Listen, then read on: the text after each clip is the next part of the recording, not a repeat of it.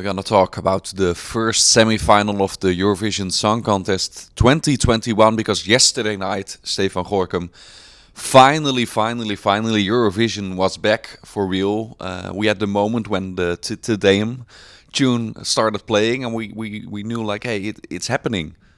Yeah, it was an amazing feeling. It's a great feeling every year because I try to never take it for granted, even before COVID, that Eurovision is coming back again. But this year was even more special than all those other years. It was a good show, right?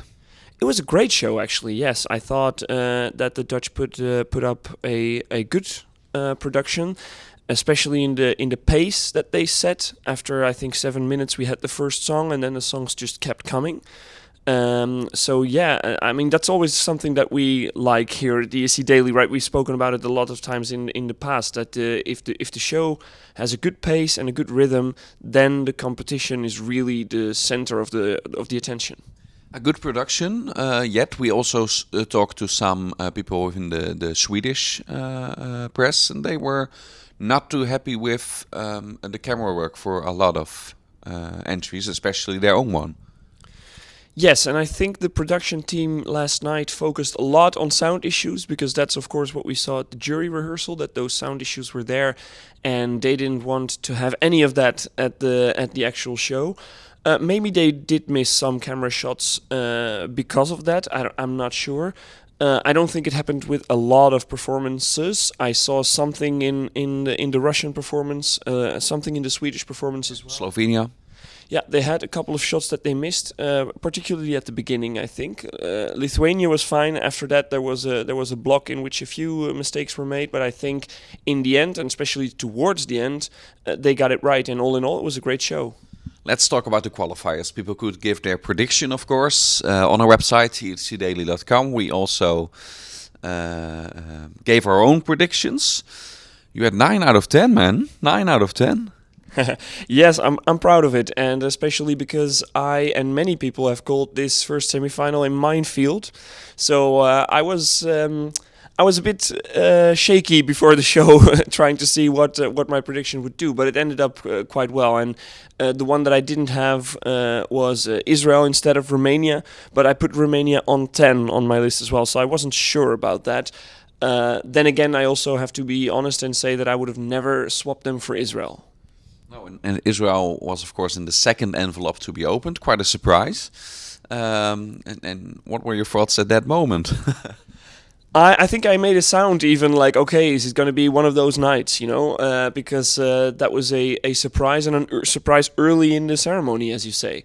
So, but actually after that, it was quite smooth sailing. We saw Malta coming out quickly, and then at a certain point, and Cyprus was still in there, and then they saved Ukraine all the way for the end, which were, of course, those songs that we didn't have a lot of doubts about.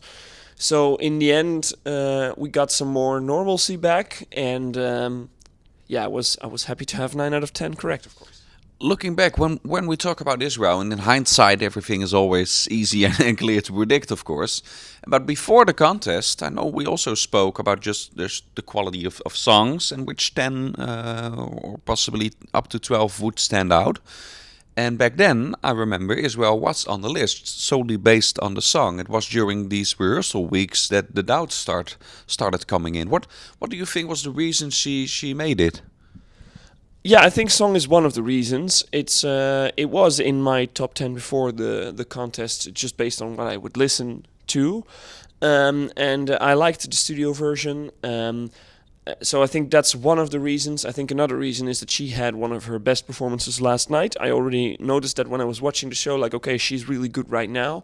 I started getting some feedback from people from outside the Eurovision community, like my friends and family who were watching at home, saying they liked Israel as well.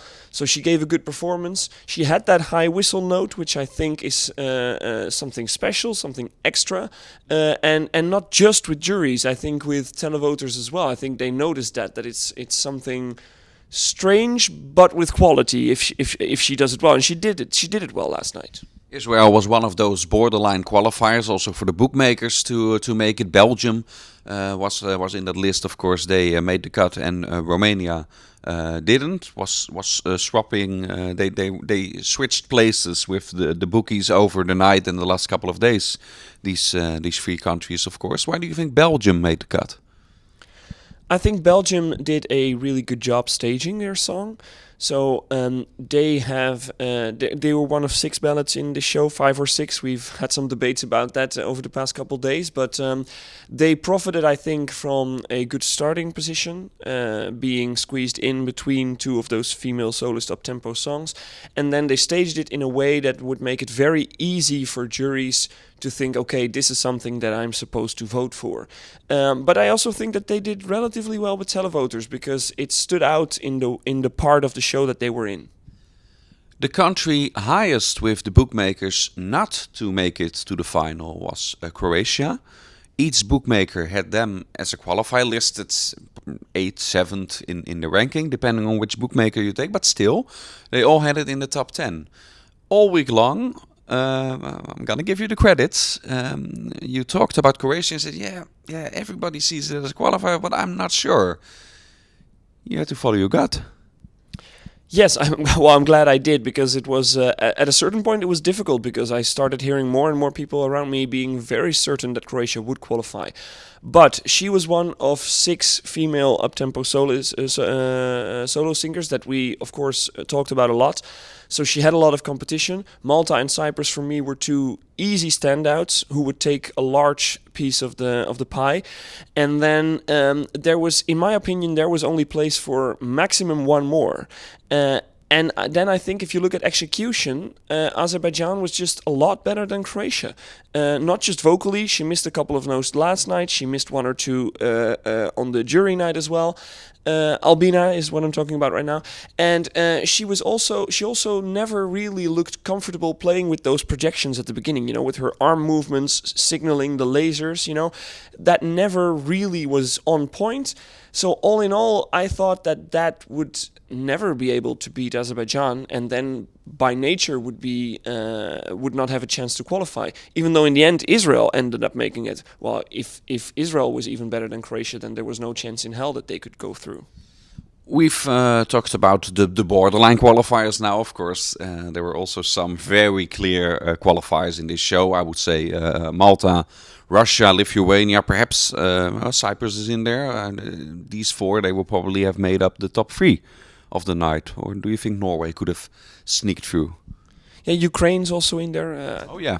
Yeah, but Ukraine, I expect jury top 3 last night definitely. When I see the impact it's made. Televote, of course, last night. But with the juries, I don't think they can have an overall top 3 ranking. Maybe not. I agree with you that it has some troubles, some issues with juries. Then again, they were the ones that made the biggest jump with bookmakers after the live performances aired last night. So, I mean, who knows? Maybe Ukraine could be a surprise televote number 2, maybe even 1. If that's the case, then all of a sudden they are in there with the shot for top 3 in the semifinal. But I agree with you that juries will have ranked it down. Same goes for Cyprus, I think. Not that they were a non-qualifier with juries, but they will probably have a higher televote. And then there's Malta, who will very likely have won the semifinal just based on the fact that it will have gotten support from both sides of the table. Lithuania also a qualifier. I think everybody was pretty certain about that. Except for 1 person, it seemed.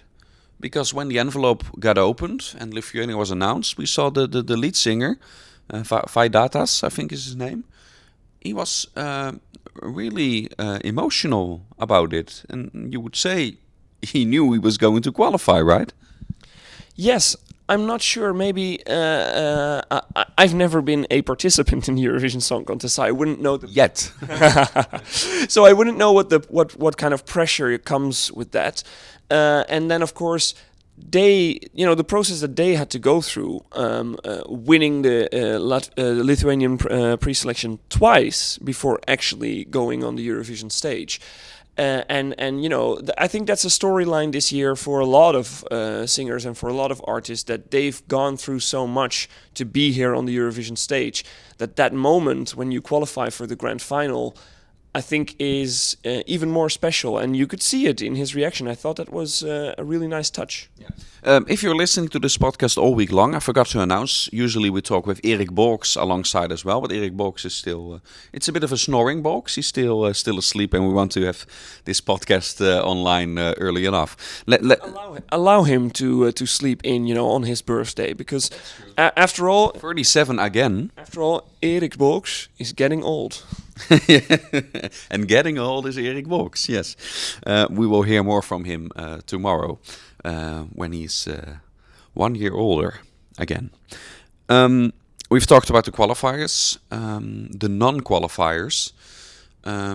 Some will have a lot of impact, because Australia, for instance, let's open with that one. It's their first non-qualification. Ukraine is the only nation left with their 100% track record of qualifying from the semi-finals. Respect for that, for Ukraine. Perhaps we'll talk about that on Friday when the final comes, because they must be doing some things right.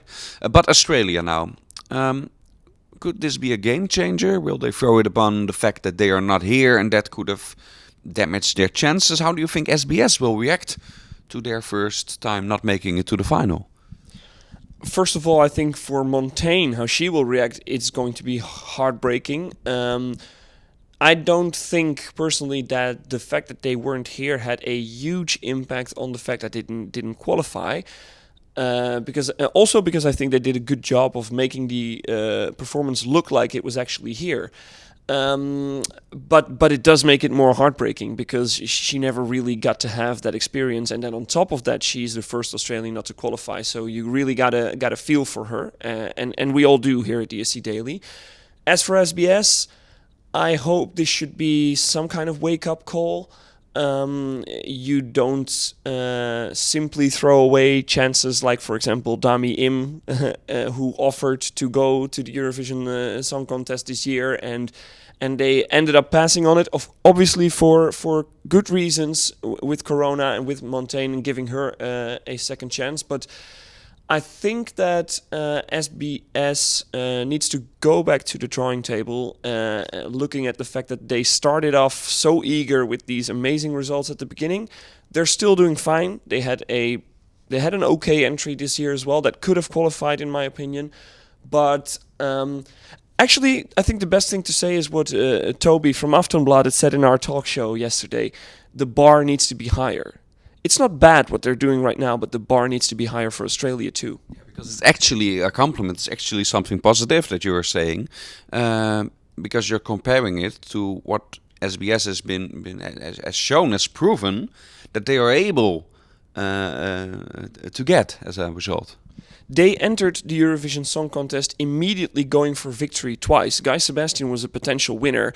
They didn't get all the staging and camera work right, because it was their first time. That was obvious and it made sense.